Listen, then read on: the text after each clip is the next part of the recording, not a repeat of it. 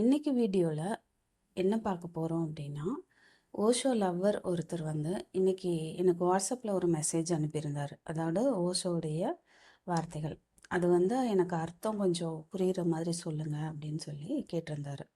So அதனுடைய அர்த்தம் என்ன அப்படிங்கிறத நம்ம இப்போ பார்க்கலாம்.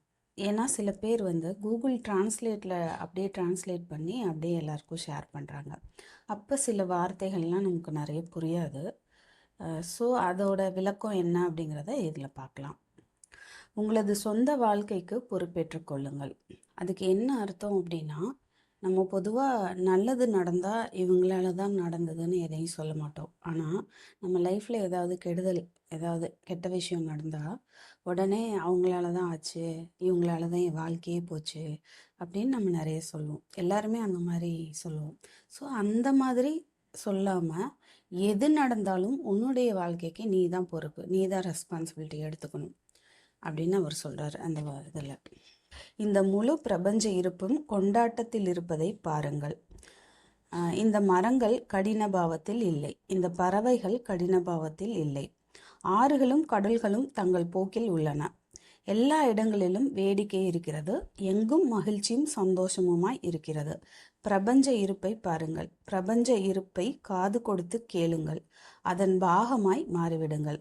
இதில் என்ன அப்படின்னா, ஒட்டுமொத்த இயற்கையுமே வந்து கொண்டாட்டத்தில் இருக்குது.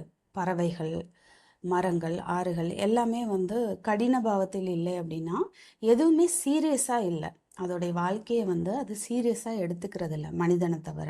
ஏன்னா அவங்களுக்கு கடந்த கால காயங்கள் அப்படிங்கிறது எதுவும் இல்லை, அதை நினச்சி கவலைப்படுறது இல்லை. அதே போல் எதிர்காலத்தை பற்றின சிந்தனை, கவலைகள் அதுவும் எதுவும் இல்லை. எதிர்காலத்துக்கு எதுவும் சேர்த்து வைக்கணும்னு எந்த பறவையாவது நினைக்குமா? கிடையாது. அன்னன்னைக்கு அது இறை தேடி அன்னன்னைக்கு அதை சாப்பிட்டுட்டு அதோடைய லைஃப்பை அது வந்து ரொம்ப இயல்பாக வாழ்ந்துட்டுருக்கு. ஆனால் நம்ம மட்டும்தான் எதிர்காலத்துக்காக சேர்த்து வைக்கணும்னு இன்றைக்கி வாழ்க்கையை தொலைச்சிட்டு ஓடிட்டுருக்கோம். ரொம்ப லைஃப்பை ரொம்ப சீரியஸான ஒரு விஷயமா எடுத்துகிட்ருக்குறோம். அதை தான் இதில் அவர் சொல்கிறாரு. அவையெல்லாம் கடின பாவத்தில் இல்லை, அது எல்லாமே ரொம்ப கொண்டாட்டத்தில் இருக்குது. நீங்கள் வந்து பிரபஞ்ச இருப்பை காது கொடுத்து கேளுங்கள். நம்மளால் இப்போ இருக்கிற நிலையில் நிகழ்காலத்தில் வாழ முடியாது.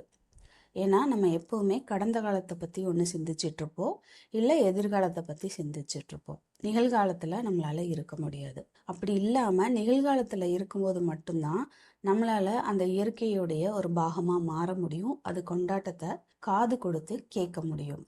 எப்படி கேட்க முடியும்? அதாவது இப்போ நீங்கள் ஒரு கடல் முன்னாடி போய் உக்காந்துருக்கீங்க, இல்லை ஒரு ஹில் ஸ்டேஷன் போகிறீங்க அப்படின்னா, நம்ம நிகழ்காலத்தில் இருந்தால் தான் அதனுடைய முழு அழகையும், அதாவது ஒரு கடல் அலையோட அழகை ரசிக்க முடியும், அந்த மலைகளுடைய அழகை வந்து ரசிக்க முடியும்.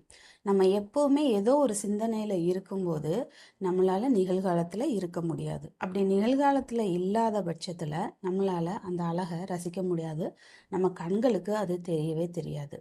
ஆனால் அப்படி நிகழ்காலத்தில் இருக்க முடிஞ்சு நம்மளால் அந்த அழகை முழுசாக ரசிக்கும்போது இயற்கையோட கொண்டாட்டத்தை நம்மளால் கேட்க முடியும். இயற்கை நம்மக்கிட்ட என்ன சொல்ல வருதுங்கிறதையும் நம்மளால் உணர முடியும். நன்றி.